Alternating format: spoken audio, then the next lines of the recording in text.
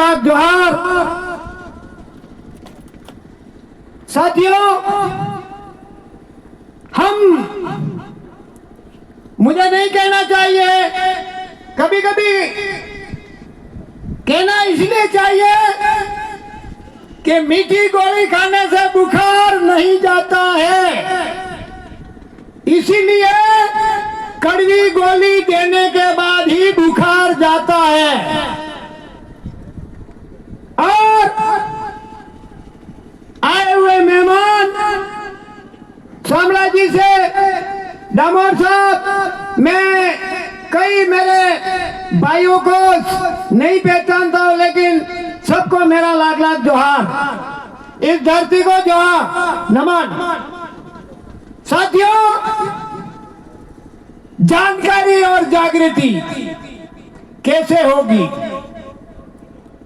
जानकारी कैसे होगी और जागृति कैसे होगी, इस बात पर मैं कहूंगा। जानकारी शिक्षा से होगी, और शिक्षा वो शेरनी का दूध है, जो पिएगा वो दहाड़ेगा। शिक्षा वो शेरनी का दूध है, जो पिएगा वो दहाड़ेगा। और शिक्षा वो चीज है, जानकारी और जागृति को हासिल करेगा।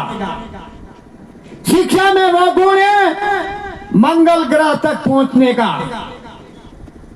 साथियों, मेरा एक पर करबद्ध निवेदन है कि आप शिक्षा, एक रोटी कम खाना, एक कपड़ा कम पहनना, लेकिन आपके परिवार को, आने वाली पीढ़ी को बचाना है तो बच्चों को पढ़ाना बहुत जरूरी हो गया है।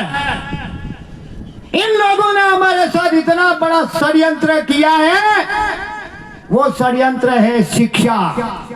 शिक्षा को इन्होंने व्यापार बना लिया है।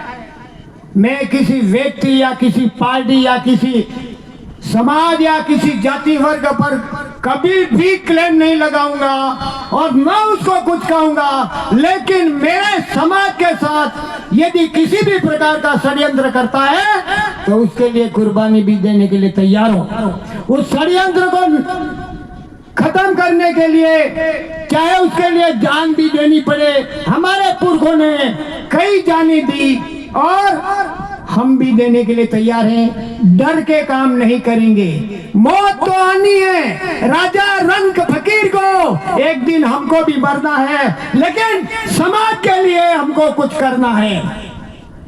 जो समाज हमारा इतिहास नहीं जानता है वो समाज का कभी विकास नहीं कर सकता है। हमारा समाज इतिहास और संस्कृति को जानता है, वो अपने समाज को विकास की गति पर ऊपर ले जाता है। यह विशेष ध्यान रखा जाए। हमारे समाज को शिक्षा से वंचित करने के लिए शिक्षा को व्यापार बना दिया। गरीब का बच्चा कैसे पढ़ेगा, यह आप लोगों को ध्यान रखने की बात है। प्राइवेटाइजेशन कर दिया, पहला षड्यंत्र हमारी शिक्षा पर किया। दूसरा षड्यंत्र शिक्षा पर क्यों किया? ये समाज पढ़ लिख करके होशियार हो जाएगा तो भागीदारी मांगेगा, प्रतिनिधित्व मांगेगा और जमीन को नहीं देगा, गुलाम नहीं बनेगा। इसलिए उसको पढ़ने से वंचित करने के लिए इस तरह का षड्यंत्र रचा गया। अभी क्या षड्यंत्र चल रहा है कि इस समाज को गुलाम बनाने के लिए और जमीन हड़पने के लिए दुनिया भर के षड्यंत्र रचे जा रहे हैं। यह विशेष ध्यान रखने की बात है। संविधान को पढ़ोगे तो जानकारी होगी और जानकारी होगी तो जागृति होगी। अभी परम आदरणीय मोदी जी लोकसभा के पहले बांसवाड़ा आए थे।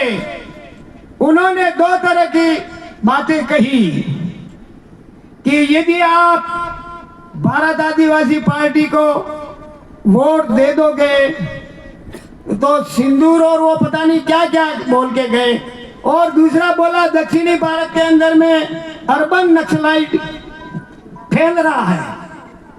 अरे हम ये कह रहे हैं हम शांति प्रिय लोग हैं, हम भाईचारे को रखने वाले लोग हैं, हम मानवता को रखने वाले लोग हैं। लेकिन मैं उन लोगों से ये पूछना चाहता हूं कि अरबों और करोड़ों रुपए लेके विदेश भाग गए, उनको कौन सी परिभाषा से बोलोगे?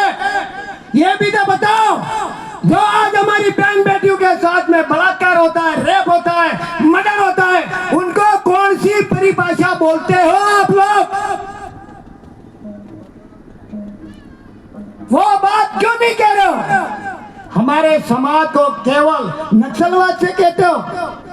हमारी बहन बेटियों के साथ में बलात्कार होता है, रेप होता है, तो उन लोगों को आप कौन सी परिभाषा बोलोगे?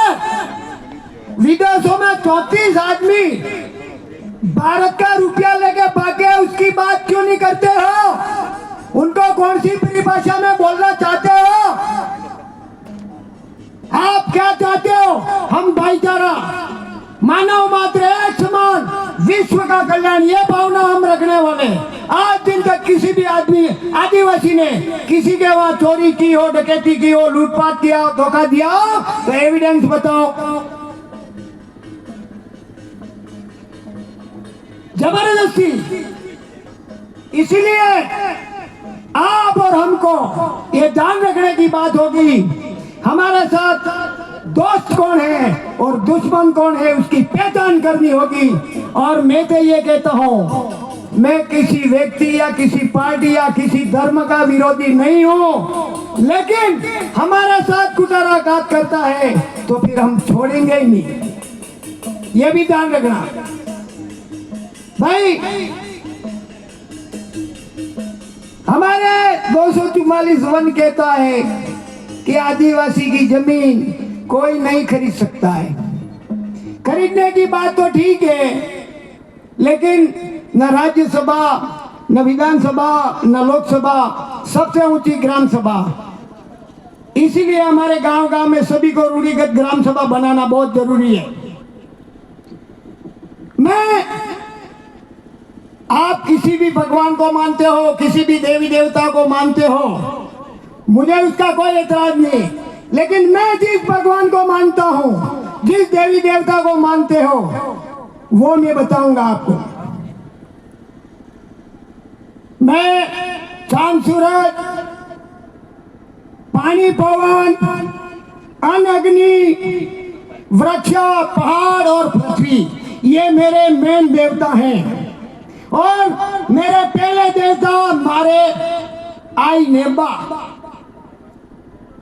पिता और माँ, ये मेरे पहले देवता है। मेरा मंदिर मेरा घर है, जिसमें मैं पैदा हुआ, पढ़ा, पला, शादी की, नौकरी की और उसी में जीवन बिताऊंगा। ये मेरा सबसे बड़ा मंदिर है। आप किसी को भी मानो, मुझे किसी भी प्रकार का कोई एतराज नहीं। यदि मैं ये जानना चाहता हूं आप लोगों से, क्या धरती के बिना आप रह सकते हो?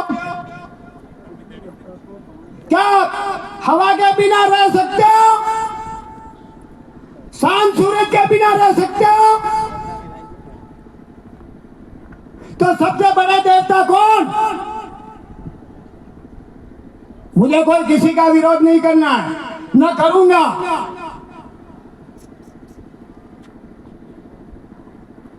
इसीलिए हमारे जीवन में हर एक प्रकार से काम में आते हैं और हर एक प्रकार से हमको सुविधा देते हैं। वो भगवान हमारे लिए सबसे पूजनीय और बड़ा भगवान है।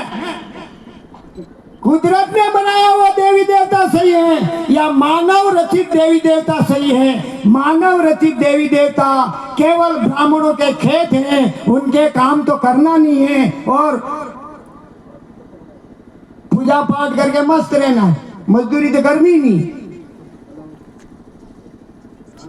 इसीलिए इस तरह के झांसे में आप नहीं आओ। साथियों, मेरा टाइम भी हो गया है, समय भी हो गया है और चिट्ठी भी आ गई है। मैं एक भजन करके बंद कर दूंगा। मुझे बहुत कुछ कहना था, लेकिन सबका समय अलग अलग होता है। मानगढ़ पर जो क्रांति हुई थी और गोविंद गुरु ने जो भजन गाया था वो भजन गा करके मैं अपनी वाणी को विराम दूंगा। जालदमा मारी कोंडी है देवदमा मारी थाली है भूरेटिया, नहीं मानो रे नहीं मानो ए देवदमा मारी थाली है गोदरामा मारो दीवा है भूरेटिया, नहीं मानो रे नहीं मानो ए गोदरामा मारो दीवो है अमदावद मरी जाजम है भूरेटिया, नहीं मानो रे नहीं मानो अहमदाबाद मारी जाजम है ने दिल्ली में मारी कलम है भूरेटिया, नहीं मानो रे नहीं मानो दिल्ली में मारी कलम है ने बिरसर मारो लेके